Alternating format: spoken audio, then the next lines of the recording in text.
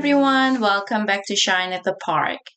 Today's episode is about belonging in two worlds with Adam, Taiwanese American, who is also a Toastmaster. What does home mean when your roots are planted in two different cultures? In this brisk and insightful episode, we explore the beautiful complexity of dual identity. Adam opens up about navigating two distinct worlds, moving past the feeling of being an outsider, and how having two homes completely changed the way he connects with people. Whenever you are living abroad, navigating different cultures, or still searching for your own place to belong, Adam's unique perspective on this beautiful world will help you to navigate yours too. Hope that you enjoy this conversation.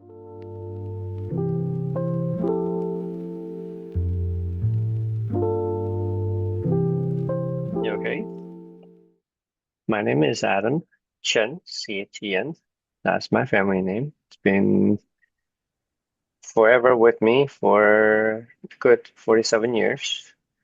And I was born in Taiwan. I've been in the US probably about 30 some odd years.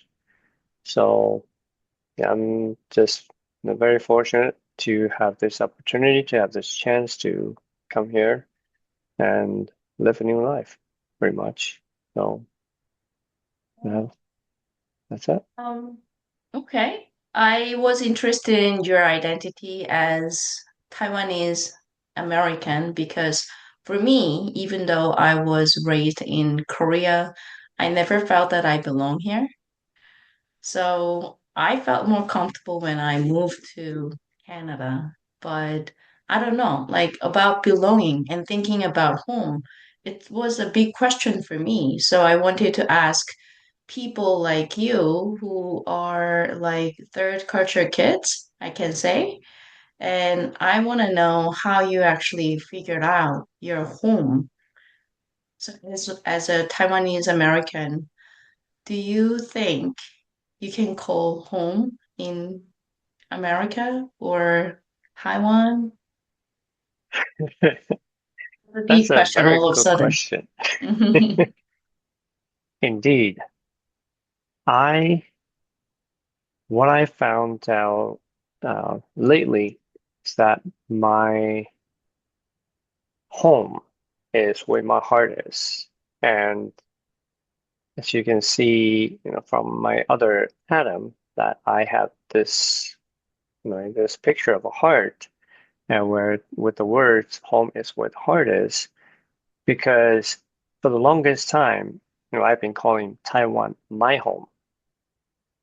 And when I moved to the US, my other home was here. But ever since, I've been traveling back and forth between the US and Taiwan, every chance I get, I just feel like I'm the only one here. So basically, my whole entire family is in Taiwan. So every time I go home, I feel like my heart is whole or full, both. And every time when I leave, I left up half of my heart there and half of my heart here when I arrived here. So this is pretty much my home away from home. Interesting. So I guess you have the sense that like your home are too. Correct. Yes. Okay. You belong to both cultures. Yes. Okay, because when I asked this question to someone else, she mentioned that relationship brings me the sense of, like home, the word home, because as you mentioned, it belongs to her heart, I think, the relationship she has. But for you, I wonder, like, even though you said, I have two homes. Like, do you remember the moment that you changed the definition of home completely, like because of some event? Oh, absolutely. It is so interesting that you brought it up. This event had never left my mind. It has been with me the longest, and I remembered it so vividly because I didn't choose to be here. I didn't want to be here. And it wasn't my choice to be here. It was during one night that my parents called me to their room, and they told me that I was going to America. And I asked them why. They said, "Well, you're the oldest of all your three brothers, and we want you to set an example." And I refused, of course. I'm like, this is my home. Why do I have to leave? No, I can set an example here, right here in Taiwan, and you want me to go somewhere? And they said, our plan was to immigrate to the US one day, and we want you to go first to settle and to set an example, not just to your brothers, but to the entire family, because this is eventually it will be a big move, right? For the whole entire family to uproot and move to another place entirely. I still refused, but they left me with no choice. Like, doesn't matter what you say, you're going.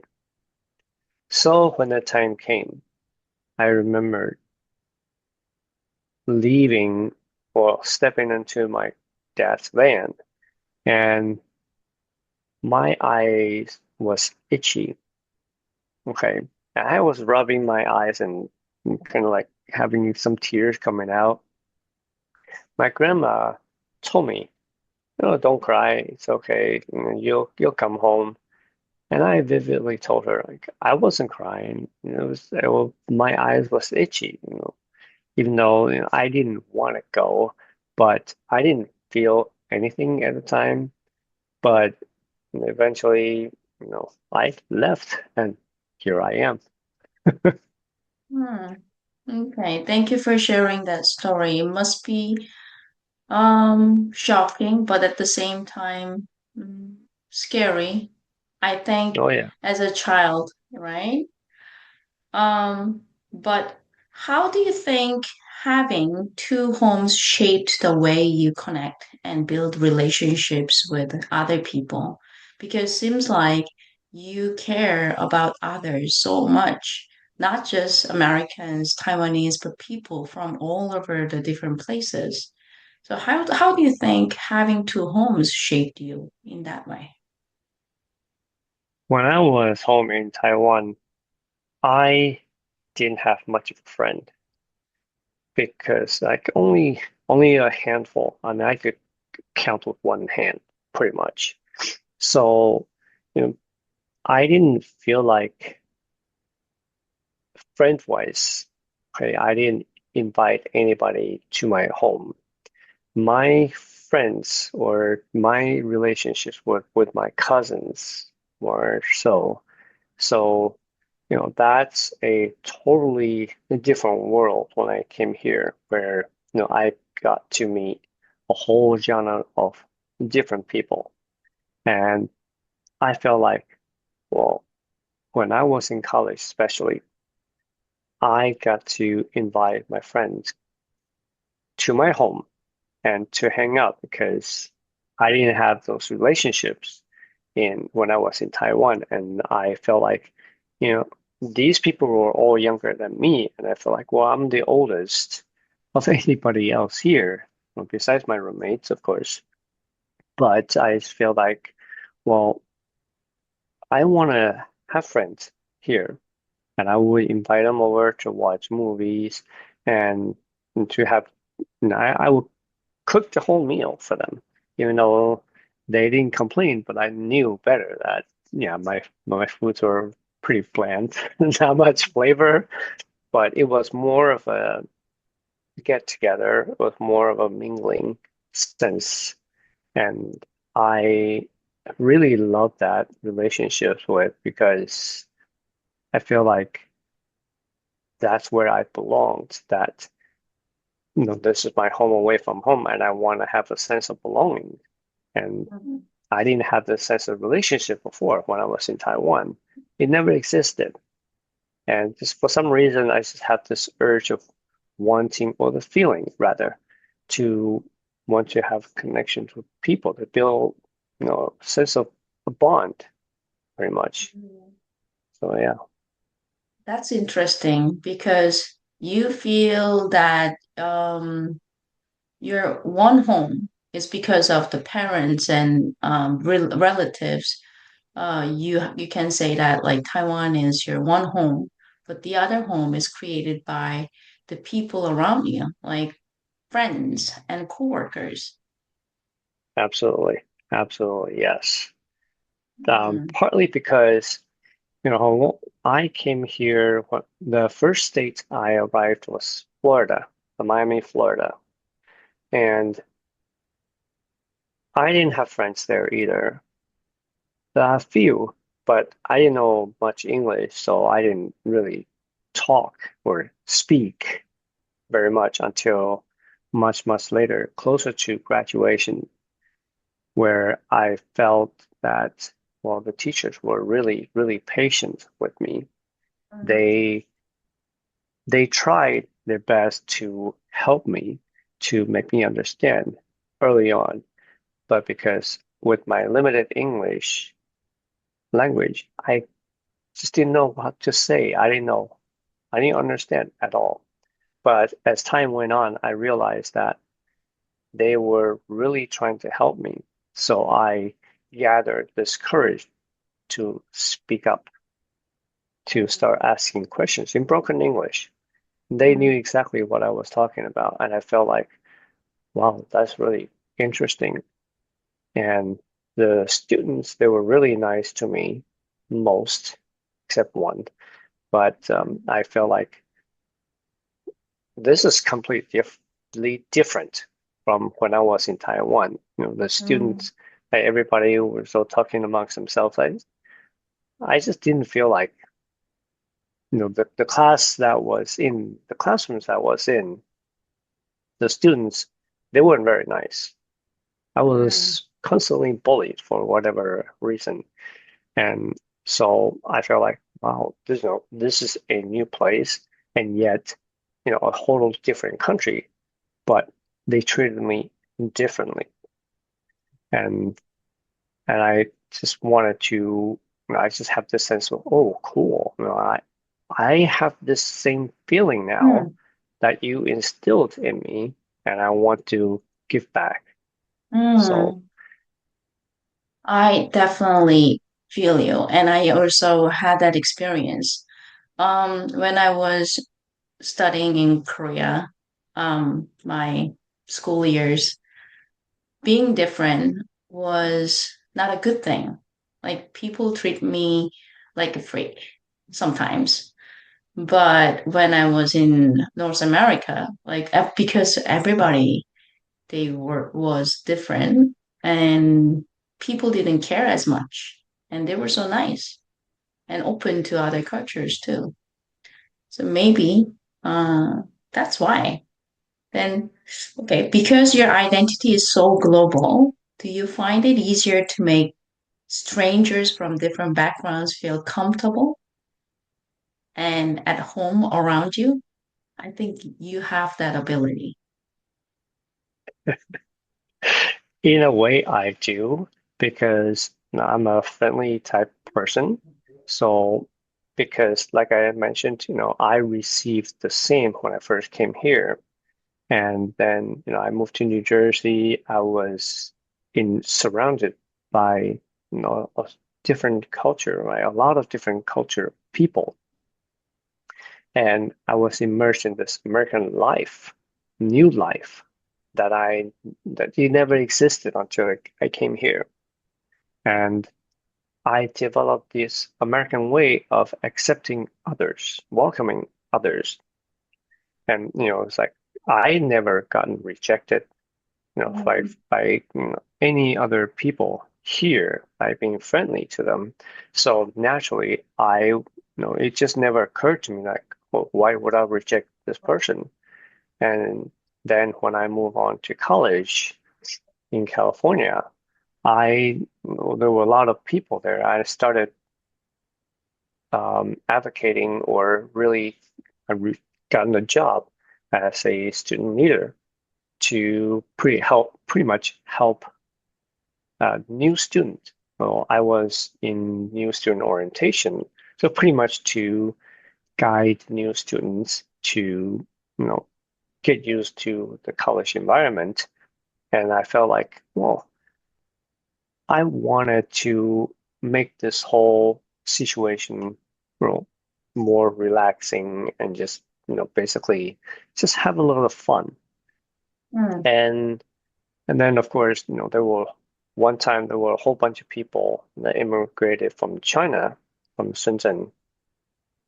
They came, um, no, from Shanghai. But in any case, they came, same thing. I gave orientation. I was the student president of Mm. Chinese Student America Association Club, and I I was pretty much handling everything because that's what club presidents do, since no other club officers wanted to do anything. So I managed everything, and I just made sure to make them feel at home because they were immigrants like me. So I felt like, well, this is their new home now for the next 4 to 5 years until they go on to wherever they go. And I made friends with them, and I pretty much helped them in every way possible. Say, for example, I know how to get a license. I taught them how to get a license. I even taught them how to drive. I used my car to let them practice driving, and I taught them how to drive. It's crazy. This So is yeah, why I invited you here because I never seen someone like you before. I know you're advocating for other immigrants, but still, like you have such a big heart for other people and genuine love for humankind. And I was so amazed by your actions that you took. So I wonder, um, how did you grow that love? it was very interesting because I didn't know it existed. You know, I it was more of a sense of wanting to help other people rather than love.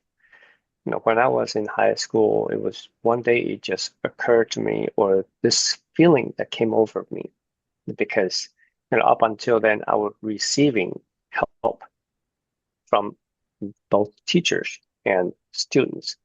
They were all really eager to want to help me to get accustomed to school life. Not so much as, the daily lives that I was living at the time. It was my uncle's job. So right then, during lunch hours in high school, I just had this sense of wanting to help. I didn't know why. I had no idea where this feeling came from. And I, the one person that was especially dear to me was my ESL teacher, because I felt like she was the one who really helped me excel my English language. She didn't just teach me English, but she helped me with other subjects as well.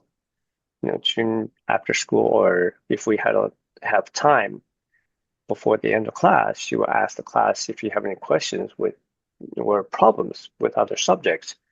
I'll bring it up, because by then my English had pretty much developed uh, pretty well, but still not well enough. So, she was able to help me with other subjects and really, really helpful. So during lunch hours, for some reason, I would go up to her office and we had the same lunch hour for some reason, just for pure coincidence. I walked up to her office and asked her if she needed any help. Sometimes she would say yes, sometimes she would say no, and I would be very adamant that I would offer help. And pretty much I was pretty stubborn that I would not take for no for an answer. And sometimes she would be like, stop arguing with me. I'm very busy. Even though this is my lunch hour, but I still have to prepare for classes. And I'm like, I'm not arguing with you. She said, by you saying no when I say I have no time, you don't need to help me. That's arguing. I'm like, okay, I give up. But yes, from then on, I just really wanted to help people because, Mm, how people help me. I just felt like wanting to do the same for others. okay. But I see some immigrants, they have different lives than yours. Some people do miss the back, like the home back, like to their countries. For example, like they come back sometimes just from North America because of different experiences they had. What's the difference, you think? Like, what made them come back? And maybe this is like the vague question, but I'm asking because lots of I'm a teacher, English teacher, right? So lots of kids and also parents of my students, they think about immigrating to other countries for the educational reasons and different reasons. So, what's going to be your maybe advice for those people? Like, how can they settle down in a new country? What kind of mindset do you think is required? To immigrate to another country is an extremely big step, and you have to have a mindset of wanting to be here, even though most likely wasn't your choice to begin with, like mine. But I feel like you have to go through a certain rite of passage in a way where what I went through, when I took the steps and developed and received help from others and slowly, of course, not everything all at once, and really have to have the mindset to wanting to stay. And I know it is difficult, extremely, extremely difficult, because like I said, when I came here, first came here, and for the longest time, when I realized, I would go home every summer, but then when I leave, my heart hurts because essentially I was leaving my family behind. So I know like my when I leave my home, I have half of my heart there. So to other people, they have to accept this, that when they come here, they're leaving half of their heart behind. And it is extremely difficult, if not impossible, right? For some people that I have met along the way, that some exchange students, they were just here for 1 year, that they didn't stay for the whole year. They could not because it was just too much. So I would advise them to seek out friends, Mm, really, because loneliness is the biggest killer, pretty much. So if you're alone, your mind starts to wander. And where do you go? Of course, it goes back to your family, right? Of all the times that you had here, especially when you just arrived, and even though it's only a few months past, your mind is still there. It's still connected to your home. Try to engage yourself in activities with friends, your new friends here. Preoccupy your mind and learn the culture here. Try and try to use your mind to think about the differences what you learned in your country and the difference that you learned here. And, you know, try not to occupy your mind too much on your home so that you can concentrate and pretty much ask yourself, why am I here? Mm, what's my goal here so that you can move forward and be able to stay here for however long you are able to. So that would be my advice to them. mm. I think it's going to be very useful for them having that flexibility and also keep on the purpose of being in another country. Probably it's going to be very important for them. And I have a student who's going to America pretty soon for a year, and she doesn't want to learn English right now. So I don't know what to do with her, but I really want to help her because I had a really hard time when I moved to Canada, and 1 year was just like, the time passed so fast. Oh yeah, And and she doesn't understand that. So what's going to be your advice? Like you immigrated over there and you passed that experiences, right? So what do you think? What should I teach her?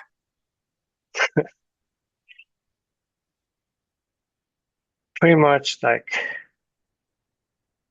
when I first came here, you know, I mean, you can pretty much say that if you don't know the the language, you're going to be a mute, Mm, 100%. Because one, you don't understand what they're saying, and two, when you do understand, you don't know how to say, you don't know how to respond. And I experienced that totally from the very beginning when I was a mute to when I wanting to speak, but I could not because I didn't know the vocabulary, the correct vocabularies or the grammar. I didn't, it never occurred to me that, oh, because I didn't know much grammar, I would just refuse to speak because people would laugh at me. That never occurred to me. I just was was so eager to speak pretty much when I started understanding English. And besides, I had an English dictionary, a digital dictionary with me, so I could use that to my advantage. Whenever I'm missing a word that I didn't know what to say, I'll just type it in and it would immediately, instantly gives me the English word that I needed. Albeit that sometimes it doesn't give me the right word, but I didn't know it. I still use it anyways because I would totally 100% rely on it. When there was a time when I was forced to really, really, really communicate with people, they really ask them, oh, what do you mean by that? Instead of just, okay, if I don't know this, I'll just type it in my little dictionary and it will give me the answer. But because there were games in there, so I will play and I pretty much would just show off to the students.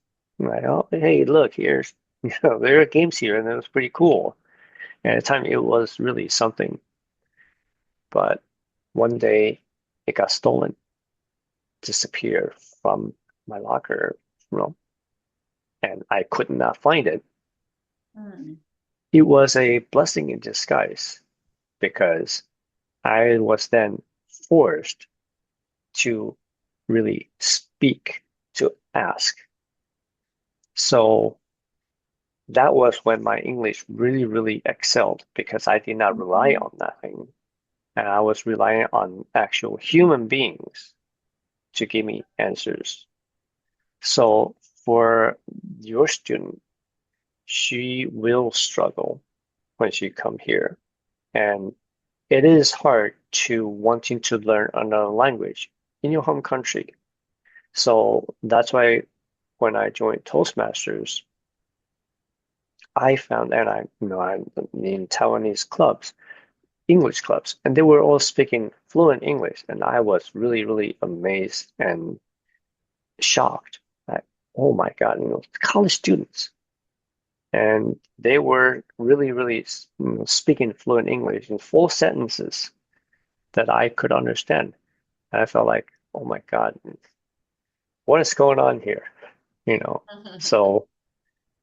that this student of yours, she will really, really have to start learning English. So they just vocabularies, just start from vocabularies. That's it. Mm, Start small, just mm. vocabularies, and try to form sentences from there. That's it. Not paragraphs, just sentences. Just start from Yeah. there. Yeah, I'll force her to listen to animations or like any kind of podcast. And also I will ask her to like memorize some efficient words to use. But this is not easy, giving them the motivation. And another thing, probably it's going to be the last question. As a Toastmaster, what's the purpose of being in your club and why are you still into it? I have been wanting to share for the longest time, share my experiences, my life, my experience, and also I wanted to make people laugh because for the longest time, laughter is the best medicine, and why not?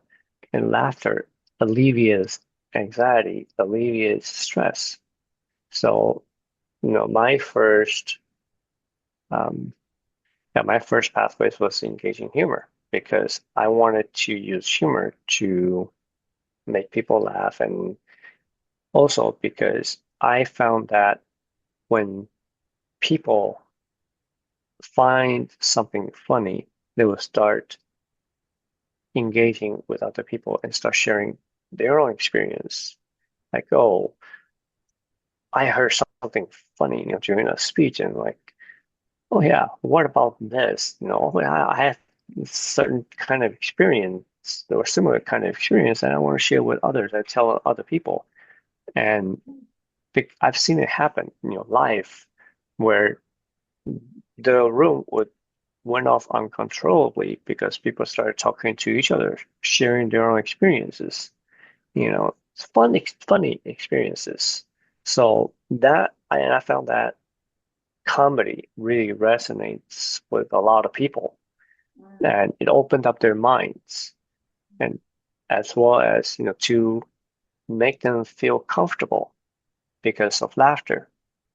So that's why I want to share my stories and incorporate a little humor, a little joke here and there, because I I've had stresses of my life, most of my life, because one, I was bullied in Taiwan, and two, I was here, I was alone by myself, and I was making decisions by myself. I had encountered many fork roads that I often question myself, am I going in the right direction? And what happens if I go the other direction? Think back and be like, what would happen if I had taken this direction instead of that? Right? If I had taken right instead of left, what would have happened? And of course, those answers will never come because it's just impossible. Right. I guess you have the sense of no, the feeling of satisfaction by helping others and also having the humorous conversation with other people. That's Oh, why. absolutely. Oh, Yeah. okay. Thank you, Adam. That's all. Thank you for a brisk conversation with me. And it was fantastic to get to know you deeper level. And as a Toastmaster and a friend of yours, I am so amazed by your action and also I admire your provoking, I don't know, like words that you deliver whenever you meet other people in Toastmasters clubs. And you're always inspiring me. And thank you. Yeah, thank you. Thank you for having me. I really enjoyed our friendship and your presence, really. Mm, as much as you learn from me, I learn from you as well as others. And that's why I I try to join as many Toastmasters as possible with time and permissive, of course. So, you know, I feel like yes, even though I'm sharing my experience, but at the same time, I'm receiving from others.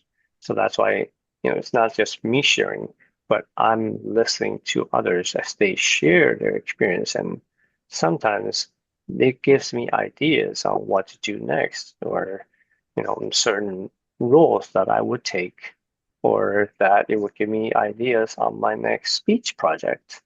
So, Hmm. so, you know, I'm all for learning, very much. Yeah, And indeed. I do Yes. believe you're never too old to learn. That's right. And thank you. I'm going to brings us to the end of today's brisk and beautiful conversation with Adam. It really made me think about how home isn't just a spot on a map. It's the people we pull close and the spaces we build together. If you are ever felt like an outsider or found yourself caught between two worlds, I hope Adam's journey reminds you that you have the power to define your own belonging. Thank you so much for listening. If this episode resonated with you, please share it with a friend who might need to hear it today. Okay, take care and keep connecting. Bye bye.